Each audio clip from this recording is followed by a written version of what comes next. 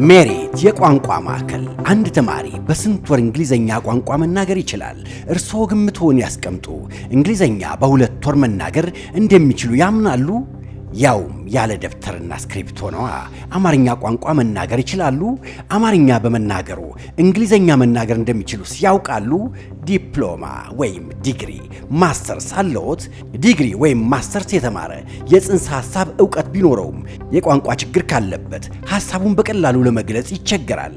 እኛ ዘንድ ከመጡ መፍትሄ ይገኛል። በአጭር ጊዜ ብቁ እናደርጎታለን። በአደባባይ ቆመው ማውራት ይችላሉ። እንግሊዘኛ ቋንቋ በማስተማር የ20 ዓመት ልምድ አለን። አዲስ የቋንቋ ሳይንስ ባለቤት ነን። በርካታ ጥናትና ምርምር አቅርበንሎታል። ካላመኑ ይጎብኙን። እውነት ስለሆነ ለመማር አያመንቱ። በመደወል ቀጠሮ ይውሰዱ። በአካል ለመማር ካሰቡ ተመዝግበው ቦታ ያዙ።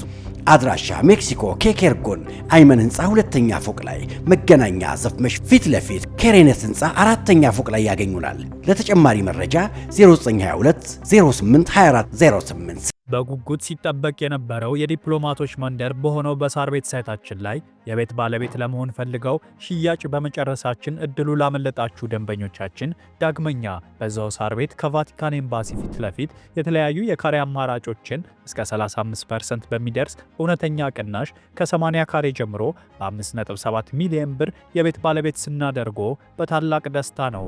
በተጨማሪም ቤተ መንግስት አቅራቢያ ያደረገውና የብዙሃኖች ትዝታ በያዘው በአቧሬ አዲሱ ሳይታችን ላይ ከባለ አንድ መኝታ ጀምሮ የመኖሪያ ቤቶችንና የንግድ ሱቆችን ደግሞ ከፈለጉ በኢንዱስትሪ መንደር በሆነው በገላን ባወጣረው ትልቅ የገበያ ማዕከላችን ላይ በጠቅላላ ዋጋ ከ2.6 ሚሊዮን ብር ጀምሮ የሱቅ ባለቤት ይሁኑ።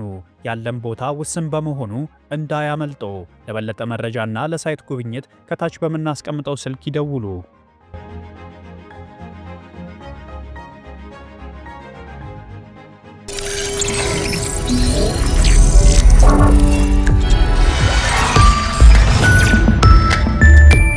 ይህ አዋዜ ነው።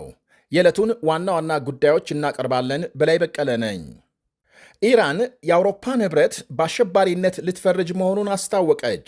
ኅብረቱ የኢራን አብዮታዊ ዘብን በአሸባሪ መዝገብ ማስፈሩን ተከትሎ ቴሄራን የአውሮፓ ኅብረት አባል ሀገሮችን የጦር ኃይሎች በአሸባሪነት እንደምትፈርጅ የሀገሪቱ ባለሥልጣናት አስታውቀዋል።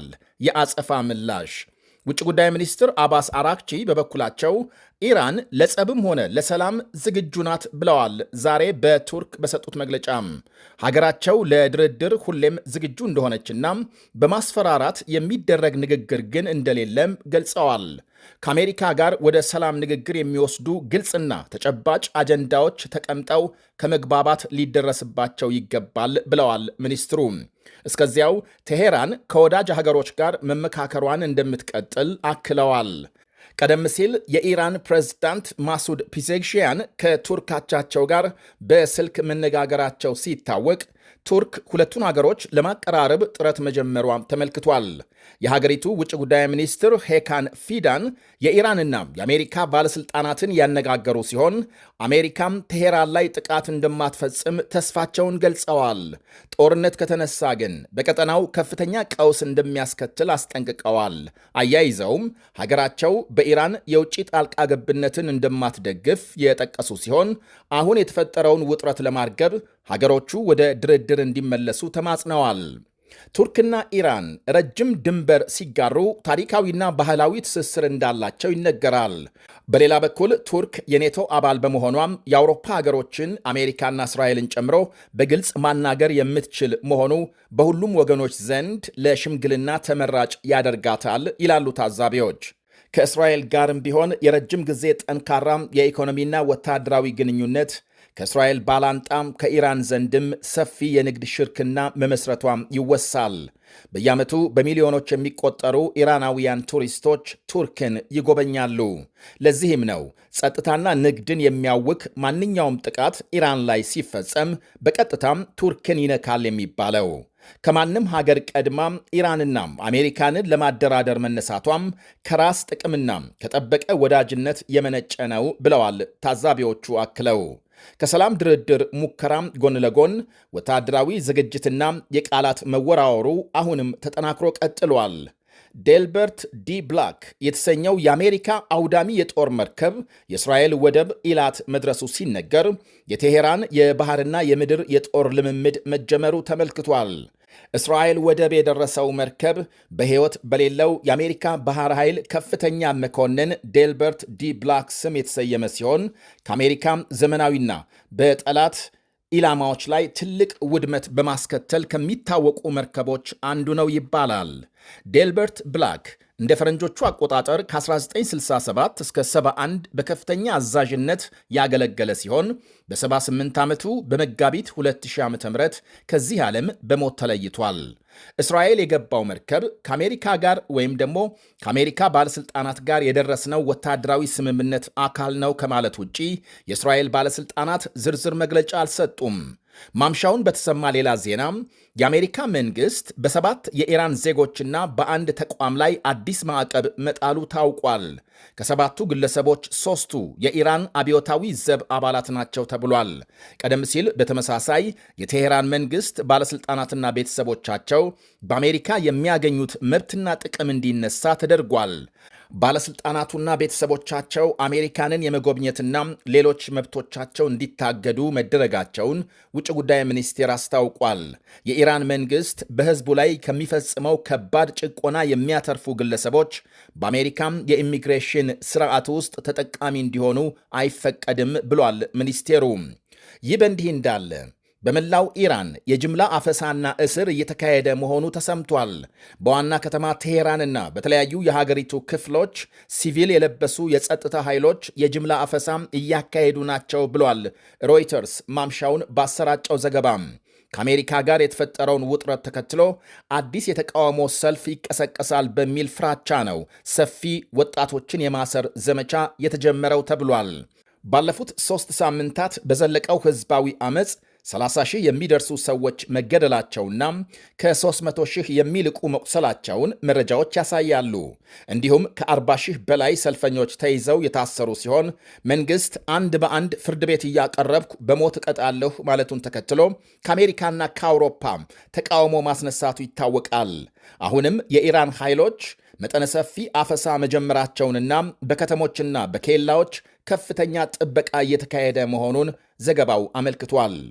አሁን በደረሰን ዜና ደግሞ የአሜሪካ ማዕቀብ ማለትም አዲሱ ማዕቀብ ካረፈባቸው የኢራን ባለሥልጣናት መካከል የሀገር ውስጥ ጉዳይ ሚኒስትሩ፣ የአብዮታዊ ዘብ የደህንነት ኃላፊና ሌሎች 3 የልዩ ኃይሉ አዛዦች እንደሚገኙበት አልጀዚራ ዘግቧል። እንዲሁም አሜሪካም የኢራንን ነዳጅ በገፍ እየሸጡ ቢሊዮኖች ዶላር ዘርፈዋል በማለት የምትከሳቸው የኢራን ታዋቂ ባለሀብት ባባክ ሞርቴዛ ዛንጃኒም ማዕቀብ ተጥሎባቸዋል። የተባበሩት መንግስታት ከፍተኛ የገንዘብ እጥረት እንደገጠመው አስታወቀም። አባል ሀገራት ክፍያ ባለመፈጸማቸው ሳቢያም ከፍተኛ የገንዘብ ችግር እንዳጋጠመውና አሁን በእጁ ላይ ያለው ገንዘብ ከ4 እና 5 ወራት በላይ እንደማያዘልቀው አስጠንቅቋል። በዓለም ላይ የሚያከናውናቸው ፕሮግራሞቹ አደጋ ላይ መውደቃቸውን እናም የክፍያ ግዴታቸውን በአስቸኳይ እንዲፈጽሙ ለሁሉም 193 የድርጅቱ አባል ሀገሮች ደብዳቤ መጻፉን አስታውቋል። የገንዘብ እጥረቱ የተከሰተው ትልቁን የገንዘብ መዋጮ የምታደርገው አሜሪካም ከበርካታ የተባበሩት መንግስታት ኤጀንሲዎች ራሷን ካገለለች በኋላ ነው ተብሏል። የአሜሪካንን ፈለግ በመከተል በርካታ አባል ሀገሮችም ክፍያ መፈጸም ማቆማቸው ይነገራል።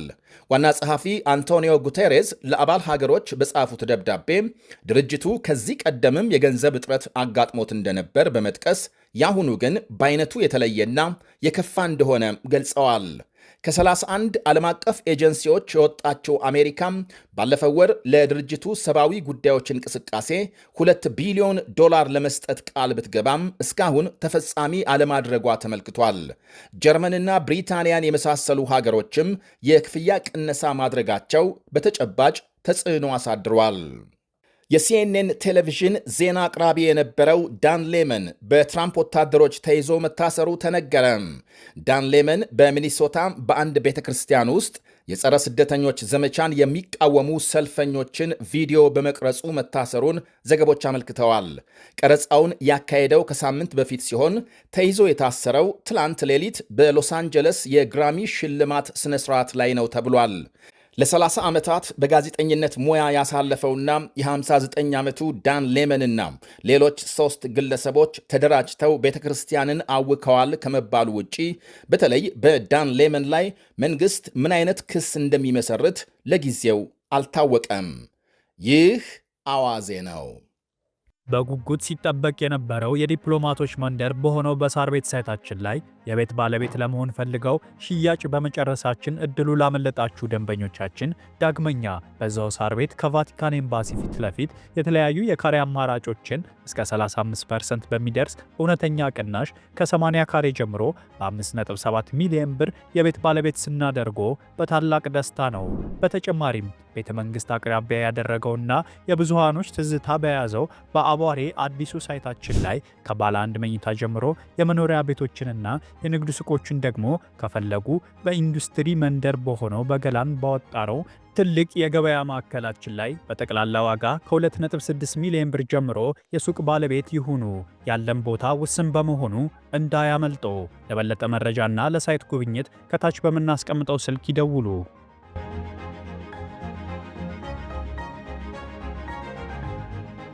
ሜሪት የቋንቋ ማዕከል። አንድ ተማሪ በስንት ወር እንግሊዘኛ ቋንቋ መናገር ይችላል? እርስዎ ግምትዎን ያስቀምጡ። እንግሊዘኛ በ2 ወር መናገር እንደሚችሉ ያምናሉ? ያውም ያለ ደብተርና ስክሪፕት ሆነዋ። አማርኛ ቋንቋ መናገር ይችላሉ? አማርኛ በመናገሩ እንግሊዘኛ መናገር እንደሚችሉ ያውቃሉ? ዲፕሎማ ወይም ዲግሪ፣ ማስተርስ አለዎት? ዲግሪ ወይም ማስተርስ የተማረ የጽንሰ ሐሳብ ዕውቀት ቢኖረውም የቋንቋ ችግር ካለበት ሐሳቡን በቀላሉ ለመግለጽ ይቸገራል። እኛ ዘንድ ከመጡ መፍትሄ ይገኛል። በአጭር ጊዜ ብቁ እናደርጎታለን። በአደባባይ ቆመው ማውራት ይችላሉ። እንግሊዘኛ ቋንቋ በማስተማር የ20 ዓመት ልምድ አለን። አዲስ የቋንቋ ሳይንስ ባለቤት ነን። በርካታ ጥናትና ምርምር አቅርበንሎታል። ካላመኑ ይጎብኙን። እውነት ስለሆነ ለመማር አያመንቱ። በመደወል ቀጠሮ ይውሰዱ። በአካል ለመማር ካሰቡ ተመዝግበው ቦታ ያዙ። አድራሻ ሜክሲኮ ኬኬርጎን አይመን ህንፃ 2ኛ ፎቅ ላይ፣ መገናኛ ዘፍመሽ ፊት ለፊት ኬሬነት ህንፃ 4ኛ ፎቅ ላይ ያገኙናል። ለተጨማሪ መረጃ 0922 08 24 08 ምርትና አገልግሎቷን በአዋዜ ላይ ያስተዋውቁ። ለጥራች እንታመናለን። በስልክ ቁጥሮቻችን ይደውሉልን። አዋዜ ዓለምነህ ዋሴ ዜና